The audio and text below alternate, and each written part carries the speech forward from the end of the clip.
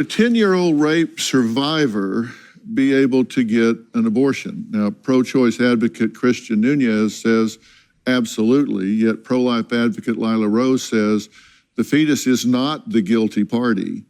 And we're starting with the hard discussions and the hard questions here on Dr. Phil. This is a very good question, and a lot of people have a hard time with this when it comes to this situation, when it comes to this topic, when it comes to the age of the person involved and all kinds of things, right? So it's a very good topic. So let's see how Dr. Phil handles it. I know how I feel, but let's see. And those are two very strong opinions. I see a lot of my audience wiggling in their chairs. If you've got something to say, raise your hand. Great, I do. I have lots to say, actually. A ton to say, actually. Okay. I would say, though, in this particular case with Nancy, who I feel absolutely terrible for, Lila, I really feel like your views, you just want to legislate evil. That's really how it feels when I hear you speak, especially when you're talking about a 10-year-old girl who was raped. I'm sorry. And to hear you say that, they should just have it anyway is disgusting. I really think you're a traitor to your own, and I will never be able to agree with you. There's nothing you could justify to say that she should have to carry it to bury it. There is nothing you could possibly say to justify that level of lack of empathy. And that's No, I don't think the government should control a woman's body. Of course not. Yeah. But when you're pregnant, there's another human life involved. You're pregnant with what? You can't a human being. And listen, what's the point of rule of law? What's the point of law in a society? It's to protect the weak, right? The strong can care for themselves, but the weak are vulnerable. They need the support of the law. And the law should protect the first human right of government should control a woman's body. Of course not. Yeah. But when you're pregnant, there's another human life involved. You're pregnant with what? You can't a human being. And listen, what's the point of rule of law? What's the point of law in a society? It's to protect the weak, right? The strong can care for themselves, but the weak are vulnerable. They need the support of the law. And the law should protect the first human right, of course, which is life. The right to live, to not be killed in a violent abortion. Abortion is violence against a child. It's not health care. It traumatizes women. It's killed over 60 million children since Roe was decided. In the year after a woman has an abortion, she's 150% more likely to attempt suicide, according. Let's stop right there. So first of all, okay, what happened clearly in this episode, right, of Dr. Phil, there must have been a 10-year-old child who was unfortunately handled a certain way, because I can't really say the word too much or whatever, but you guys know what I mean. And then, there was a conception that happened out of it, right? So, and this person is saying, this young lady, she's pro-life clearly, right? But she's making all the wrong arguments for it.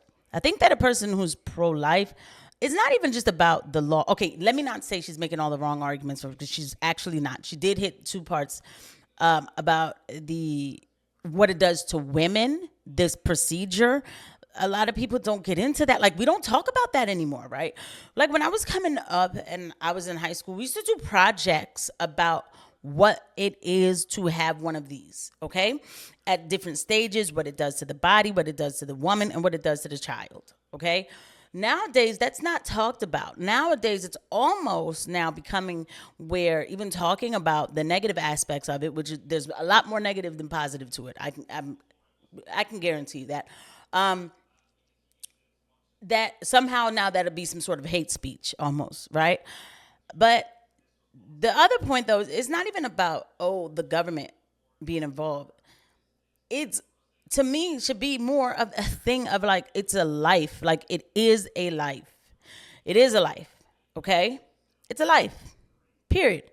And that discussion, I noticed that people started having this discussion a couple years ago. For me, I noticed really hard where people were saying, it's not a life. Like, the whole time it's not a life. Like, it doesn't matter at what point it's not a life. And I'm like, well, ew. Like, that's the first thought to me. Like, I don't want anything growing inside of me that's not of life form. Like, when I say growing, I mean, what is it, a big piece of bacteria? Like, get it out of here. You know what I mean? So what are we saying? according to numbers from the state of California That's not itself. true. That's not true. Your facts, I don't know the where you're data getting proves that. Fact check. That's the data proves that abortion is devastating. It kills a child and it's devastating for women. Because you're saying they're fighting for, pro-life is fighting for the unborn, the preborn, but where are they once they are born? Let me tell you, live action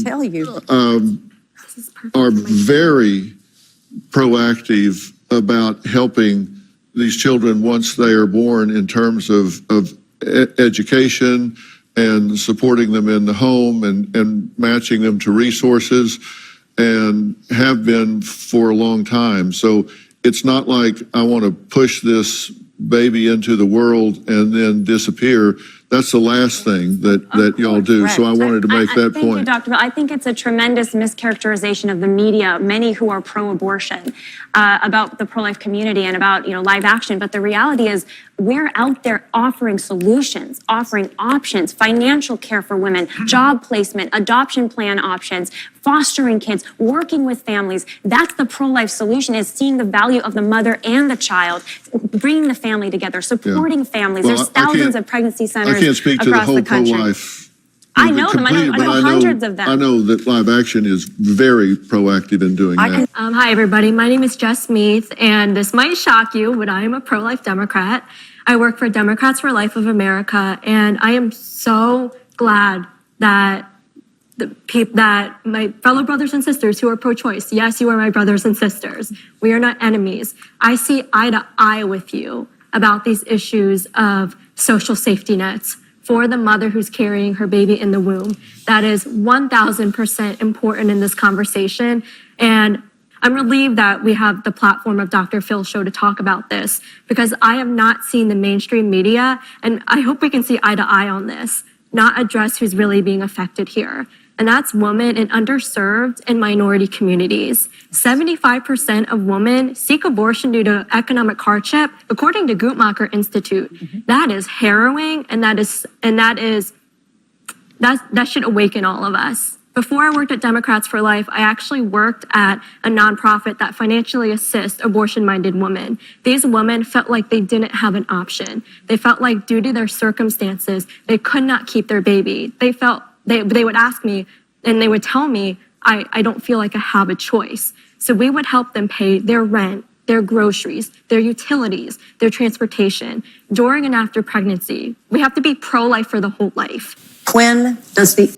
So, yeah, I mean, that is true, right? Like, that's the thing. To have this conversation is to keep it really all the way real. Look, there needs to be a grassroots education to women, to tell young women that, by the way, guys, please don't forget to hit the like and subscribe button and the notification bell. Thank you for every eye that lands on these videos. Thank you so much for everybody who is watching.